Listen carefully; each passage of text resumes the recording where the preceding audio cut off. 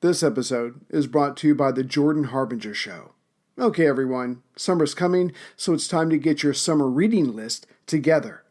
But there are going to be times when you're too tired to hold a book or some electronic device. Sometimes you want to just lie there and let someone else do all the work. And that means a podcast.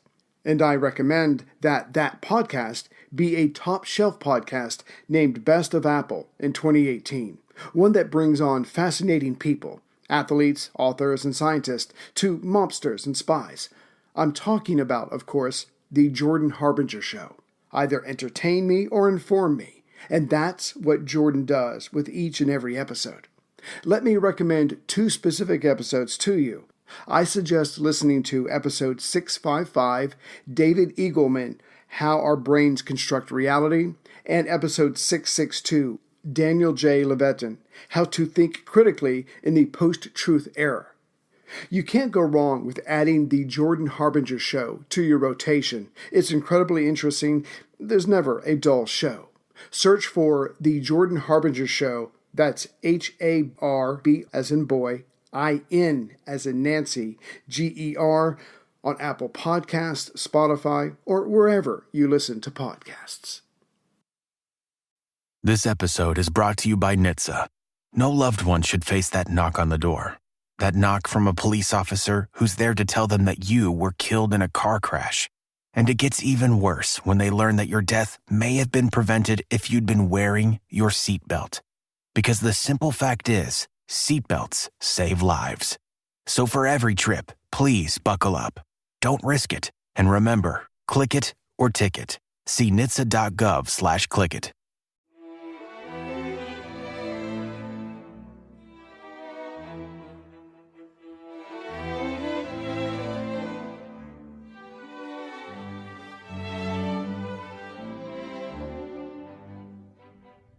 Welcome to Pax Britannica, the Scottish Revolution interview series, Rethinking the Scottish Revolution with Professor Laura Stewart.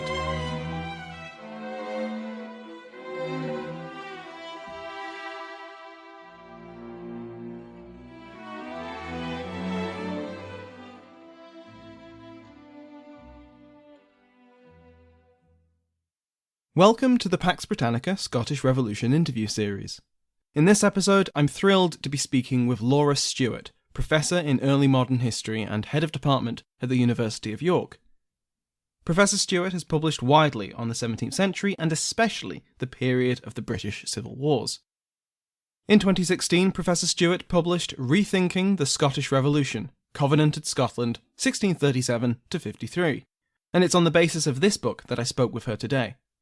More recently, Professor Stewart has co-authored Union and Revolution, Scotland and Beyond, 1625 to 1745, and I highly recommend both books.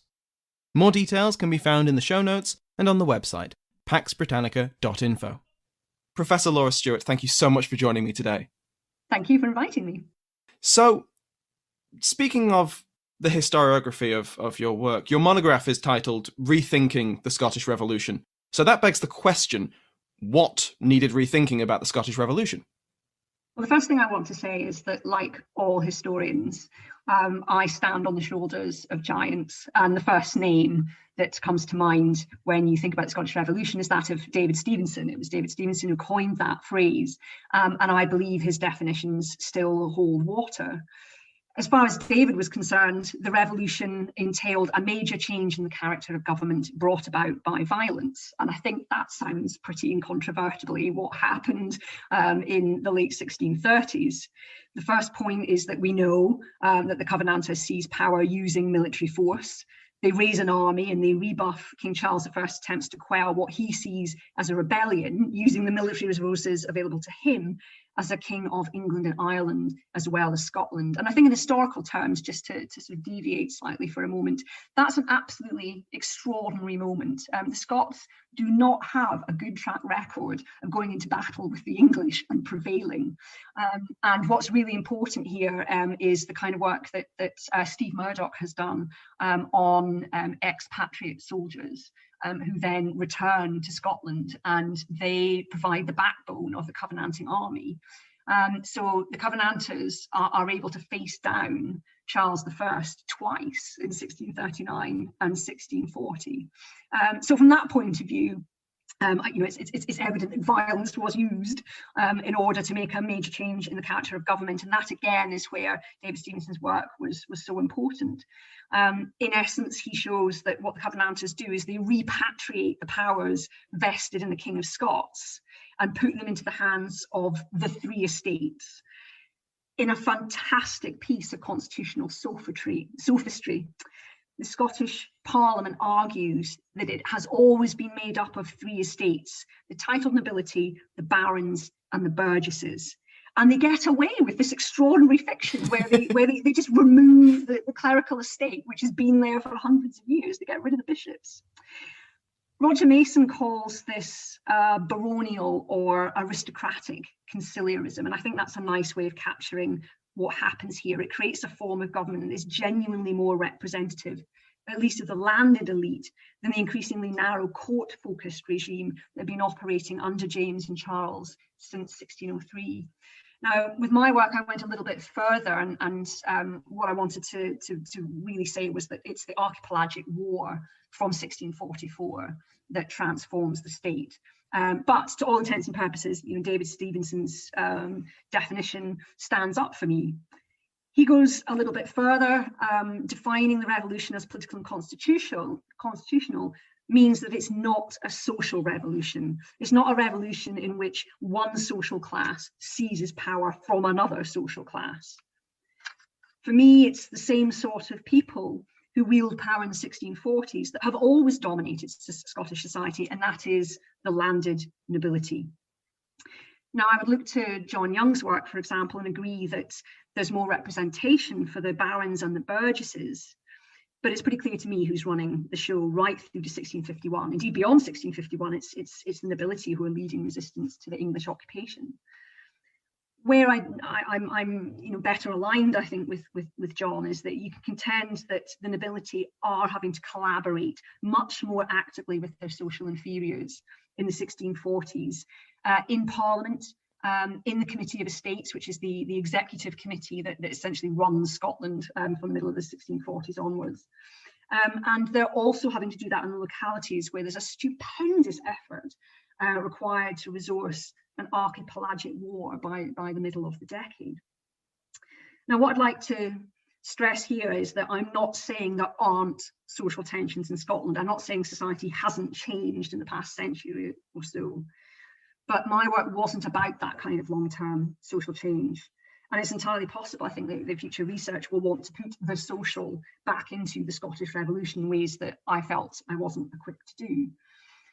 In that sense, there was an interesting, but now I think rather neglected book by the historian and former Edinburgh City archivist, Walter Makey, which was about this very issue. He talked about a silent revolution in which the feuing of church land from the 16th century changes the nature of land tenure. This is something that Alan McInnes picked up on in his book, the making of the Covenanting movement. Julian Goodale has done work on this, but it's an area that I dabbled in and discovered it was so difficult and complicated. I was going to stick with simple definitions of political and constitutional revolution and leave the social to someone else. So I think that's where I sit in terms of the extraordinary work that's been done from the 1970s into the 21st century on this absolutely fascinating period in Scotland's history. But there were things I wanted to add to this interpretation, and I wanted to flesh it out a bit in ways that I thought had perhaps not come through so much in the groundbreaking work that I've just mentioned. And it was here that I turned to the work of the American sociologist Charles Tilly, and I wanted to think about his definitions of revolution. He talks about something called a revolutionary outcome. How do we get from a position whereby a revolution might happen to a revolution actually happening? And he argues that a revolutionary outcome occurs when the victors in a struggle for power are able to gain the support of significant portions of the population. And so I wanted to examine, in the Scottish case, that appeal to the people, which I think is crucial for understanding why the Covenanters succeed. For me, it's not only the raising of an army that matters, It's the way in which the Covenanters used people power in advance of that development in order to get to the point where they were strong enough to be able to face down Charles I. So for me, the threat of violence is present there in 1637 and 1638. And what's interesting is that the Covenanters are successfully able to keep it in check. And that makes what happens in Scotland different, obviously, from the narrative events unfolding in England. And when I was thinking about these issues, I found the English historian Peter Lake's concept of publics really informative and really good to think with. I want to stress here that I did not argue that a Habermasian public sphere came into existence in 1638. I liked his notion of publics as temporary and unstable. And I think that something like that happens in the later part of the 1630s, because you have got Covenanters and the King's supporters making pitches to the people that present different visions of the Constitution. One that, in simple terms, the Covenanters put forward, which is much more participatory, as opposed to a royalist constitution, where obviously the emphasis is on the King as the fount of law, on royal authority. And at the same time, they're also presenting two different visions of the church. And one Presbyterian, shorn of bishops, one obviously, again, much more emphasis on royal authority. And in order to do that, they're also having an argument about what the Reformation was. And so that's why I found the idea of publics really useful when I came to do two things with our source material. What I wanted to do was reread some of the sources that we're all very familiar with for this period, to uncover the strategies and the rhetoric that was being deployed by the Covenanter leadership in the 1630s and early 1640s. And I also wanted to bring in some source material that we didn't know so well, especially the manuscript or scribal polemic that was circulating in the later part of the 1630s. And I found that relationship between that material and what was happening on the streets was a really important way of thinking what it was that the Covenanters were trying to do. They make an appeal to the people, but when they find themselves transitioning into a position of power, they have to shut all that down. They have to show that they're a credible government. And that's what the Covenanters are able to achieve by 1641. And they get the King to agree to it, whereas we know things go very differently in England, and you end up with a breakdown into civil war. So there was a third thing that I also wanted to do with my work here, and that was reappraise the National Covenant itself. And 17th century historians are very familiar with the text of the Covenant. It is not a thrilling read, but at least it's not very long. It's a text that's been studied to death. But I was interested in the fact that nobody had really looked at the reception of the Covenant and at the way it was used to mobilise people. I thought perhaps we'd focus a lot on the signing of the Covenant, which is really interesting. But I think we needed to take into account that many more people swore the Covenant. They mostly did that in their parish churches. And to me, this must have been an extraordinary communal event. To my mind, it's that communal experience that explains the deep social roots put down by the National Covenant, explains why it survived and thrived beyond the destruction of the regime that had created it. And it was a very exciting part of my research. I really enjoyed working on that particular chapter on the National Covenant. I recognised the work of people like David Mullen and others who emphasised compulsion, emphasised the kind of pressure that people must have been under to sign the Covenant, especially once we get into 1639, 1640. But I was interested in that more participatory experience, that communal experience, where there's a quotation from a Kirk Session record that I can't remember, where it talks about the men and the women and the children in their parish church holding up their hands and swearing the Covenant. And I wonder what that felt like. For some people, it must have been daunting. For others, it must have been absolutely exhilarating. These were people who were being asked for the first time in their lives to sign up to a particular vision of the Constitution and of course, a particular vision of the church. And I wanted to bring that out in my work. I think another thing that I felt was really important was that Covenanted Scotland was given attention in relation to its neighbours and where it sits in relation to bigger questions about early modernity. And inevitably, given my age, I was influenced by the historiographical developments in the late 20th and early 21st century. That's when I first started thinking about Covenanters. And here, of course, I'm referring to the new British history and Scottish interactions with it.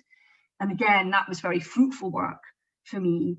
But what I didn't want to do was write a British history in the sense that I think John Morrell would put it. I wasn't looking at the intermingling of peoples or the formation of a British state. But I think in doing that, what I neglected was contact with Ireland. Michael Shufu, in an otherwise very generous review of my book, said there could be more Ireland. And I agree with him there. And I hope somebody else is able to do that work. What I did instead was focus more on the English and Dutch connections that enabled the Covenanters to secure support in both those countries. What I did can certainly be expanded upon, but I felt the book was getting big enough and busy enough. And I think it's a really important area. Maybe when I'm not a head of department anymore, I'll be able to pick up on some of the things that I didn't quite do as well as I wanted to do in the book. Related to that, and I've mentioned this theme already, I wanted to look at the development of the Scottish state in this period. I asserted that it is the accelerated development of the state in the 1640s that also makes this a revolutionary period. And I was influenced by a very wide range of work here. In Scotland itself, the work of Julian Goodyear, although I came to different conclusions. English scholars, notably Mike Braddock, also Ian Gentles. But scholars of small European states were also really helpful for the way that I was thinking about these issues. Jan Gleet was important to me, but also Charles Tilley again, Chris Storrs, also based in Scotland, but works on Savoy in particular. This narrative of Scottish state formation is very different from the British state formation thesis that emerged in the 20th and 21st centuries. As I say, for me, the 1640s were a period of accelerated development in the Scottish state. And I didn't see that development being cut off by Cromwell when he invades in 1651. It's much more complicated than that. Cromwell arguably embeds a fiscal regime that was created by the Covenanters. And that fiscal regime, for all its problems and fits and starts, will endure until almost the end of the century. So these are the areas in which I felt my book was trying to say something, if not new exactly, then maybe a little bit different from what had gone before. But as said, like any historian, you build up and out from the foundations laid by others. And without all those scholars, I couldn't have done my work. If I hadn't had the late Jenny Wormold constantly asking me every time we went for a coffee or a glass of wine, so about these Covenanters, are they ever interesting or?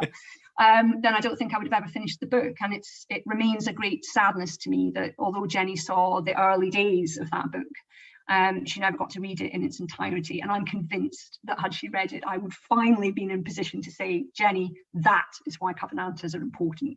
And she'd have got it. There's a lot to pick up on there.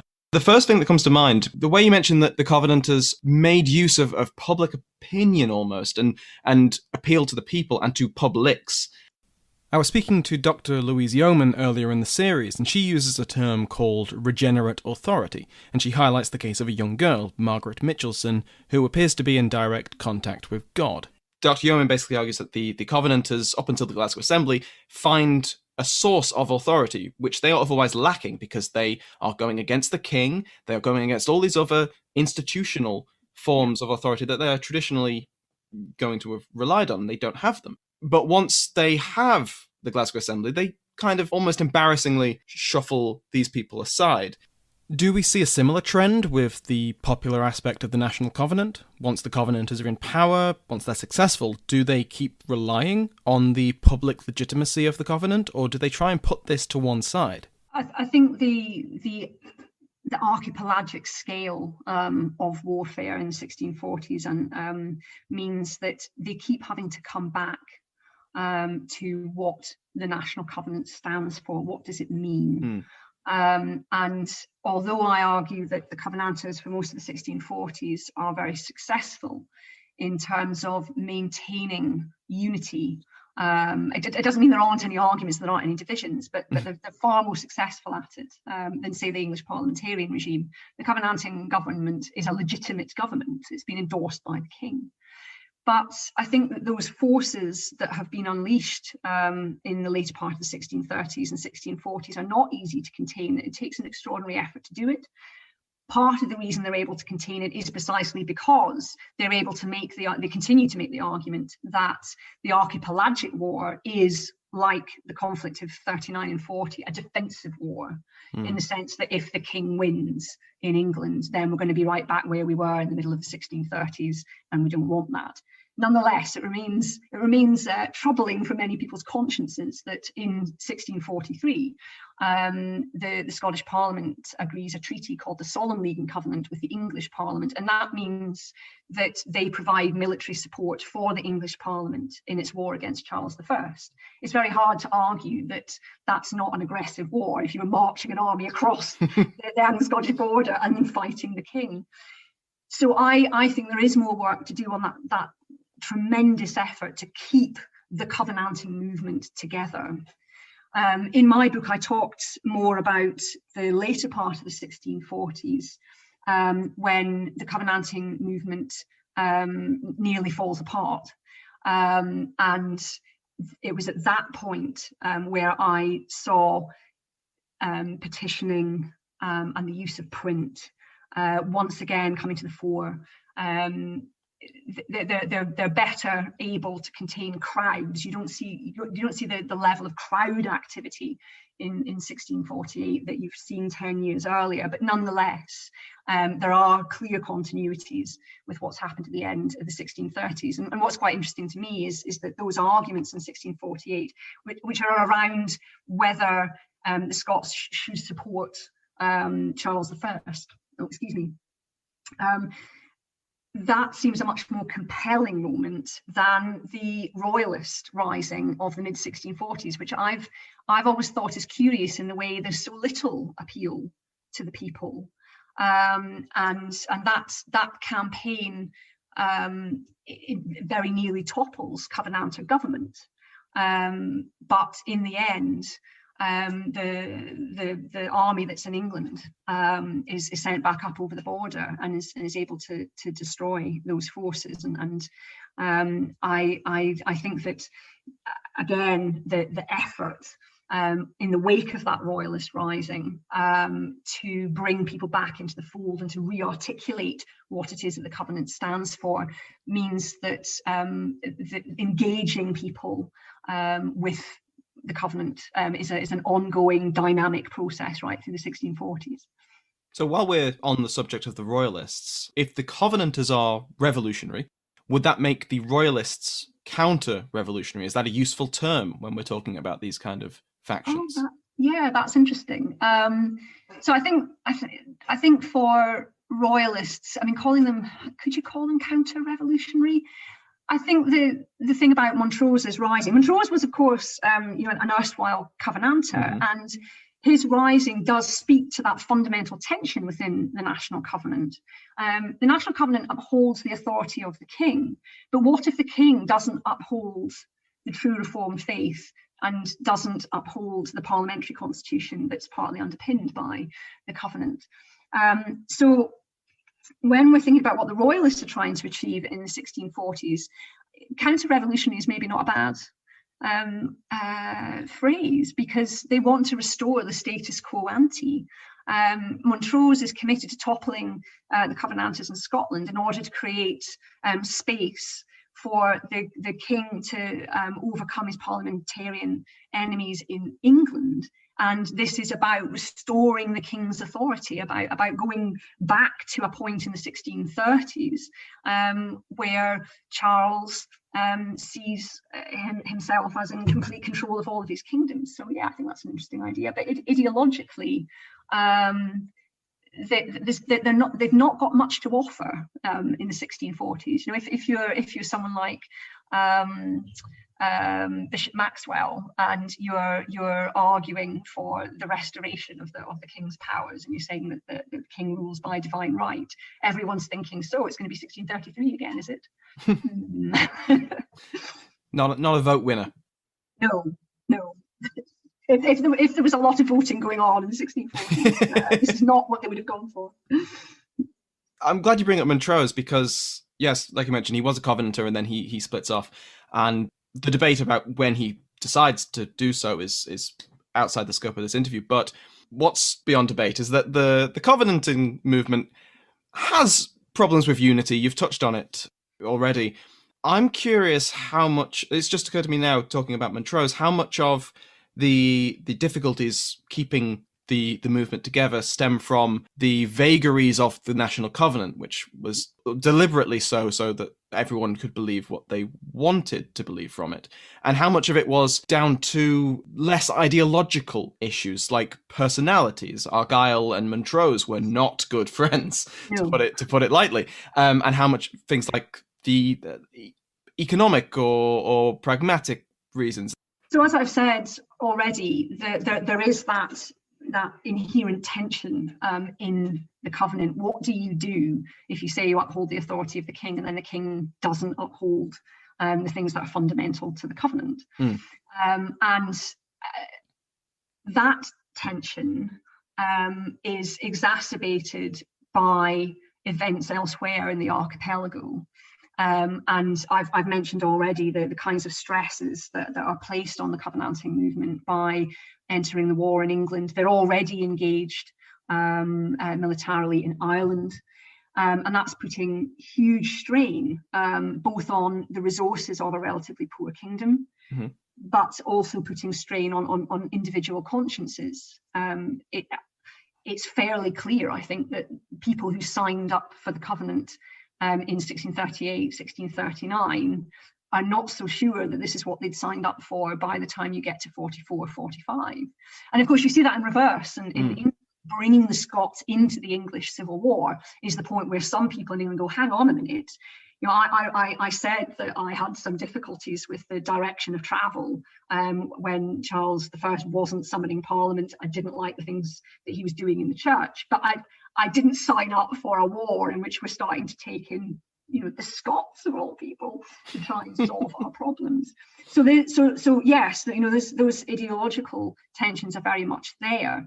In terms of personalities and power politics, then you've hit on the obvious one, which is the tension between Montrose and the Marquis of Argyll. And Argyll is the colossal political figure of the 1640s, but of course he comes late to the Covenant. And for me, again, that shows the way in which Charles I struggles to win support in Scotland, because he polarizes people. He says it's either the Covenanters or it's me and my authority as I have wielded it for the past 15 years. And oh, by the way, in order to restore my authority, I'm going to invade with a predominantly English army. So you don't create the grounds in which you can effect compromise. And I think where the Covenanting movement is interesting is that they do work very hard to create space for compromises. And that's why the people who are really effective on Charles I's behalf in some senses are not royalists like Montrose, because what they're doing, as I say, is they're trying to topple the government and restore a status quo ante that people have rejected by 1641. The effective people are the Hamilton brothers. The Earl of Lanark and the future Duke of Hamilton, because they are willing to work within the frameworks set by the Covenant. Now, I'm not convinced that, well, I mean, who would be convinced that the Hamilton brothers are in any way loyal to the Covenant? You know, they are working in Charles I's interests, but they're buying into the structures that have been created in the 1640s because they see that as the most effective way in which to assist the king. And I find those tensions within the Covenanting movement in some ways more interesting than what royalists are trying to achieve. I think it's interesting you bring up the predominantly English army that Charles marches north with, because the Bishops' Wars and the National Covenant, to a lesser extent than, say, Robert the Bruce and Bannockburn, they have taken on a certain presence in the Scottish national mythology. To what extent would you say that the revolution was driven by nationalism, or even proto-nationalism, or patriotism, perhaps? I think the word patriot is an interesting one, because it's current terminology. And patriot language is being used in both Scotland and in England. And in very general terms, in Scottish sense, it's describing a constitution in which kings can be held to account by the law, in which parliaments have an important role to play as part of the legislative framework. I think that's more useful than trying to think in terms of proto-nationalism. I mean, this is roving outside my expertise now, but I don't think anyone would say that there was nationalism in 17th century Scotland. But there's certainly a sense of a political entity called Scotland that is different from its neighbours, has a different culture. Scotland shares a history with England, but the way that history gets written about is in itself a constructor of national identities in the early modern period. I think it's evident that the Covenant does have an influence on the evolution of a Scottish national identity. And again, this is an area where I think more work could be done. There is this very powerful myth in succeeding centuries that the Covenant embodies resistance to religious persecution. It's about freedom of religious expression, and it's about Scotland's putatively democratic culture being activated because the Covenant is taken by the people. And of course, this myth is in a way a reaction against the dominant myth of the Anglo-British state as it evolves after 1707. That the Anglo-British state is actually the oldest democracy in the world, the mother of parliaments and all that. But also the English Revolution produces what look like suspiciously modern ideas of religious pluralism and toleration. And so the Scots are saying, yes, we renounced our sovereign status in 1707, but we have our own traditions here that are distinctive to us as an historic people.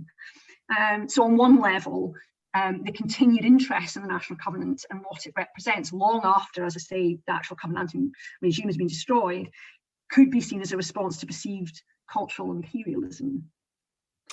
But I suppose the thing that I need to add here is that both the Scottish and the Anglo-British myths are just that, they're myths. The Covenant isn't about democracy as we would understand it now, although the fact that it's taken by the people undoubtedly gives it subversive potential, and that's really important to know. It's certainly not about freedom of religion. If anyone knows anything about the Covenant, it's that it's rabidly anti-Catholic, and it probably wasn't very hot on any other world religion, even though it doesn't mention them by name. So we have to remember that the Covenant doesn't have much to tell us about modern Scottish society, but that doesn't mean we should ignore it. And I think our job as historians is to understand why the idea of the Covenant continues to have appeal, at least to some Scots, many decades and centuries after it ceased to be the cornerstone of a particular kind of constitution. So let's drill into that a little bit deeper. So would you say that the revolution wasn't defeated by Cromwell, or even at the Restoration, that the idea of the ideals perhaps of covenanting and the revolution continued? On the most obvious level, of course, the Covenanting revolution fails. The government is destroyed, Scotland is conquered and occupied by an English military regime. Although interestingly, the Covenant is not outlawed in the 1650s. General Assembly is shut down in 1653 because it's making such a nuisance of itself. But the Presbyterian Kirk at regional and local level is essentially left alone. And you could argue that it's the Restoration regime that is more committed to destroying the Covenant. It does outlaw the Covenant, but I think fails to obliterate it from popular memory, albeit the landed elite distance themselves from it, at least publicly. I think the harder the Restoration regime tries to unmake history, or remake history, I should say, not unmake, by portraying the Covenanters as the originators of 20 years of upheaval, I think the more tenaciously some people hold on to it.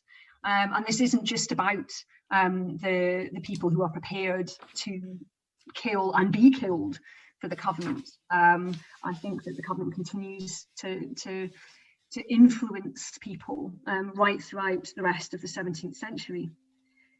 At the same time, the constitutional model of the 1640s is not forgotten. The relative accountability and transparency of Parliament in the 1640s, I think, contrasts favourably with the increasing authoritarianism of the Restoration regime in Scotland. And I think over time, once the immediate memory of the Civil War period has started to recede, the 1640s model is attractive. It's attractive to the revolutionaries of 1689. At least some of them wanted to resurrect the Covenant. This is kiboshed, but of course the Presbyterian Kirk is restored, and it remains in existence today. The Constitution of the 1640s and the Covenants continue to be referenced as the Scots start taking a long, hard look at their relationship with England towards the end of the 17th and into the early part of the 18th century. The regal union is failing by the 1690s, and the more robust parliamentary regimes of the 1640s, and especially that confederal type of union that had briefly flourished in that decade, again looks appealing to those who were opposed to incorporating union, yet all too aware of Scotland's comparatively weak position as a small, poor country on the margins of Europe. So I think, coming back to this question of defeat, on the most basic level, it's defeated, but what happens in the 1640s has lasting resonance. The ideas that are generated in that period don't go away and become embedded, I think, in Scottish political culture. And there is something a little bit ironic that it's the English occupation that has a little something to do with that, because they don't outlaw the Covenant. I think it sustains itself in ways that perhaps would not have been the case had they attempted to do that. But that's speculation.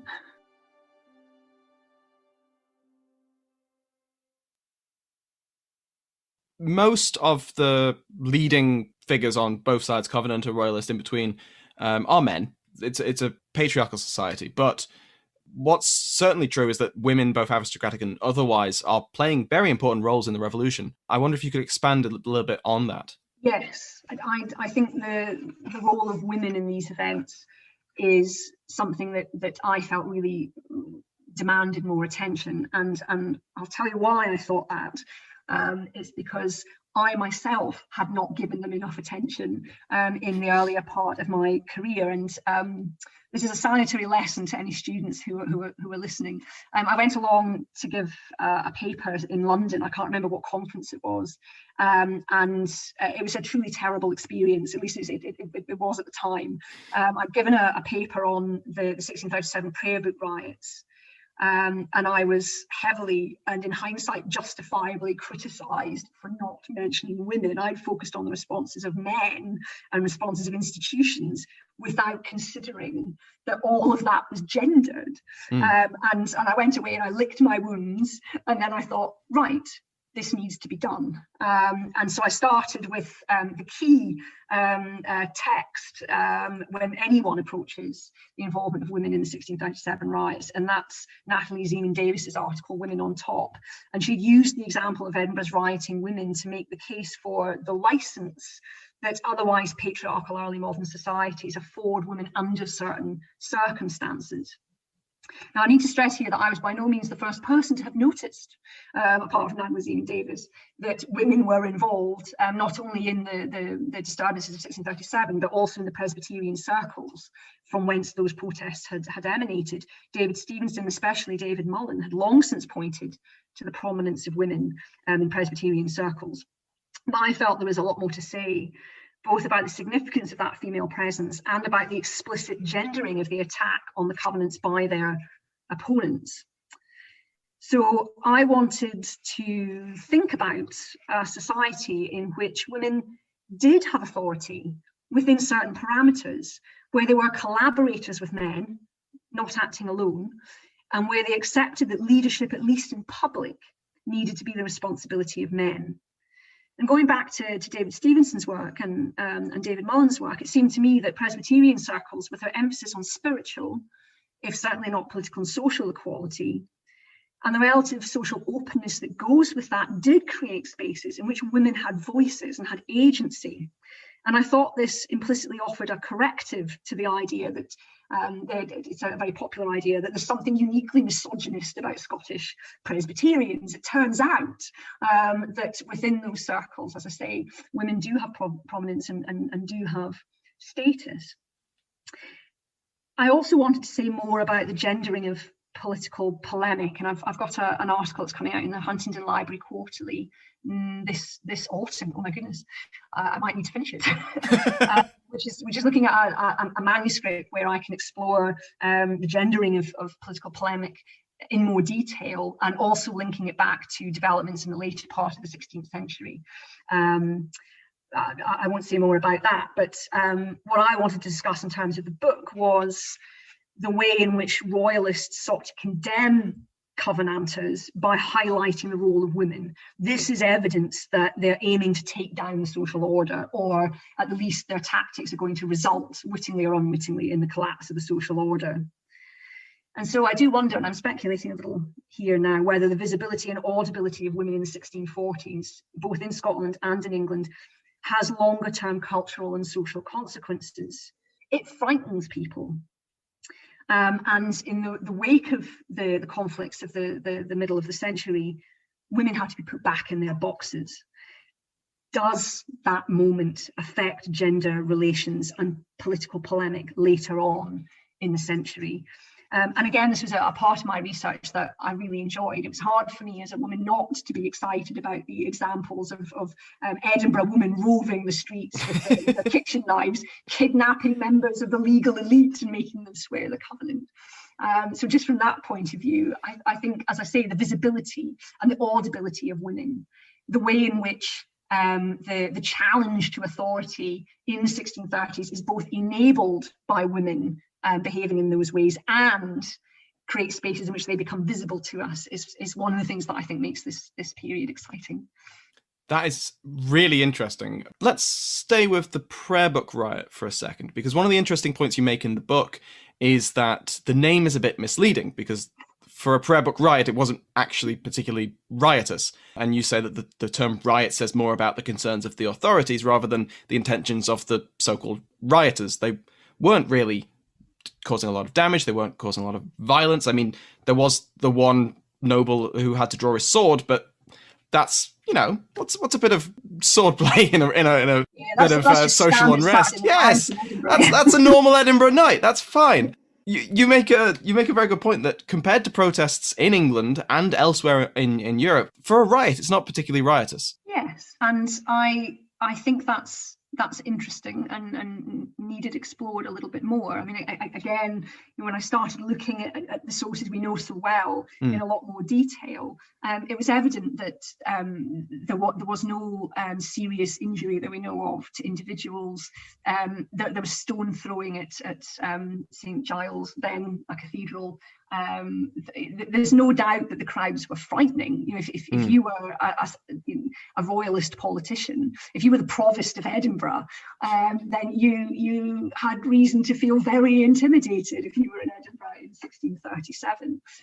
But the violence is contained, and one of the things that I wanted to argue was that actually the Privy Council ought to get more credit for their ability to recognise the messages that were being sent out by the Covenanters in the way that they organised the disturbances and in the prominence that were given to women, that the gendering of those disturbances was a message to the Privy Council, that this was not intended to be disturbances that heralded a direct challenge to royal authority. And it's only when Charles refuses to compromise, when what will become the Covenanter leadership cannot get across to the king this is serious, that they then have to up the ante and they have to develop more radical tactics. So I think that moment in 1637 is meant to be one in which the Scottish political elite say the prayer book is enough. We can't take more of this. Your Majesty, here are the grounds for compromise. Here are the grounds for negotiation. And Charles doesn't take them. And that's why you end up in a situation, I argue, that Charles has to concede his bishops. And he's forced into that. And had he made compromises earlier, I think there were a lot of people in Scotland who were deeply troubled by the idea of attacking the clerical estate. But as I say, Charles gives them nowhere to go. There's no room for compromise, and so people end up supporting this, as I say, extraordinary fiction that the clerical estate is. I think it's described as a canker on the constitution. So yeah, the absence of violence is interesting in that regard, because of course, as soon as people start getting killed in the streets of Edinburgh, you're again removing the scope for compromise. That's when it becomes deeply polarized. You're saying that this was meant as the lack of violence and the focus in later reports that it was mostly women was almost a warning shot. Yes. That's fascinating. Were the Privy Council were parts of the Privy Council in cahoots almost with some of the disaffected? Were they working out their interpersonal issues on the streets of Edinburgh? The Scottish Privy Council, it's not populated by people who are in cahoots with the Covenanters exactly, but the Privy Council is well enough informed about the people who've been causing them so much trouble over the past 20 years that it's clear that something is afoot in the middle part of 1637. It is suggested that the Lord Treasurer, probably the most influential politician in Scotland at that time, John Stewart, Earl of Traquair, is purposely out of town when is he out of town or does he just not turn up? But anyway, he distances himself from what happens on the 23rd of July 1637 because he wants the bishops to cop it. And he will come back and solve the problem, and solving that problem will involve downgrading those very aggressive bishops that he sees as problematic presences on the Privy Council. So it's not quite cahoots as such, but yes, there's a power play going on the Privy Council that makes this situation even more complicated, and ultimately, I think, does advantage the Covenanters, because it means that the king is getting conflicting information about what's actually going on in Scotland. Traquair wants to solve the king's problems for him, but ultimately it's bigger than he can deal with. Traquair is a busy person, but he's busy advancing his own power, and he plays a difficult game. You know, he's got the position that he has by saying yes to Charles. What do you want, Charles? I will deliver it. But at the same time, he's manoeuvring back in Scotland in ways that make it difficult for the Privy Council to present a united front. And I think the Privy Council, as I say, deserves a little bit more credit than it normally gets for how it acts in 1637, because had it behaved in a different way, the situation might have escalated out of control. Containing the crowds on the streets is not easy. And the situation could have deteriorated, and that doesn't happen, and the Privy Council does deserve some credit for that. But equally, they can't solve the problem, and part of that responsibility goes to Traquair, but of course the other bit of the responsibility lies with the king, because he doesn't give his Privy Council very much to work with. What has the Privy Council got to offer the Covenanter leadership, as they increasingly show that they are the people who are maintaining law and order on the streets of Edinburgh? We spoke a little bit before about the social aspect of this and the fears that Covenanters were threatening the social order. Now, in England, especially later in the 1640s and into the 1650s, there are social revolutionaries, the diggers, the levellers. Were there similar groups in Scotland? Were there groups advocating for social change or economic reforms? It's harder to see that in Scotland. It doesn't mean it's not there. I want to return to what I said earlier. I'm not saying there aren't social tensions in Scotland in the 1640s. One of the reasons that we can see the levellers and the diggers, well, particularly the levellers, is because they write and they publish. And I think Mike Braddock refers to the levellers as textual communities, people who are connected through the medium of print. And it's clear that the Covenanters are able to control the printing presses in Scotland in a way that the English Parliament is struggling to do down south. So they are visible to us. In England, in a way that's much harder to locate. And I'm mangling my words there. The social revolutionaries are much more visible in England. I think if there are people arguing for social and economic change, then what would that look like? What is it that they would want to achieve? I think that we have structures of government in the 1640s that, as I said earlier, give more status and prominence to burgesses and members of the gentry, but we have to remember these are still propertied people. The people who perhaps come closest to wanting some form of social change would be the people who turn up at the Whigamore raid, and again, they don't write anything. They don't have a manifesto as such, and it's difficult to see them as social revolutionaries so much as people who are inspired by the Covenant to want to remake society anew. And those are religious imperatives rather than strictly social ones. I don't think that they're talking about taking down the nobility. They're not talking about fundamental reform of the constitution so that there's more representation for people lower down the social scale. I think that their motivations are religious.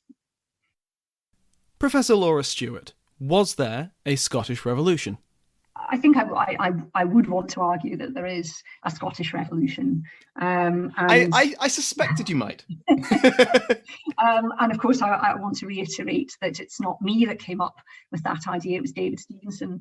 And when David Stevenson talked about the Scottish Revolution, he meant a political and constitutional revolution in which there was a transformation in government effected by violence.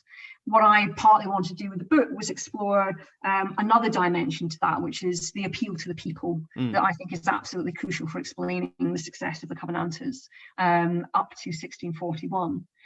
But there's another revolutionary outcome that I wanted to stress in the book, and that was the way in which an archipelagic conflict on a scale unseen since the wars of the 1290s transformed the Scottish state. I saw it as a period in which state formation was accelerated, and the Covenanters were able to mobilise the resources of a relatively poor society in ways that would have been almost unthinkable to James VI and even to Charles I.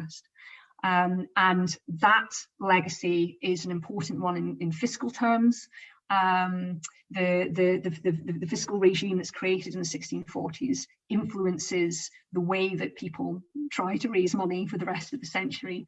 But I think what needs more investigation is the way in which the 1640s changed the way, or might have changed the way, that people thought about government and what government was for and what it should be doing and how people should participate in it.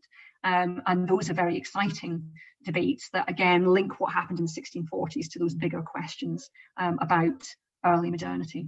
So that's my Scottish Revolution. I would also say that there are people who are motivated by the capacity for the National Covenant to generate a reformation, and they want to see society made anew. They want a moral reformation, and that dimension can't be forgotten in terms of understanding what motivated people to take the actions they did at the end of the 1630s. Professor Laura Stewart, thank you so much for coming onto the show today. This has been absolutely amazing. Thank you very much for your time.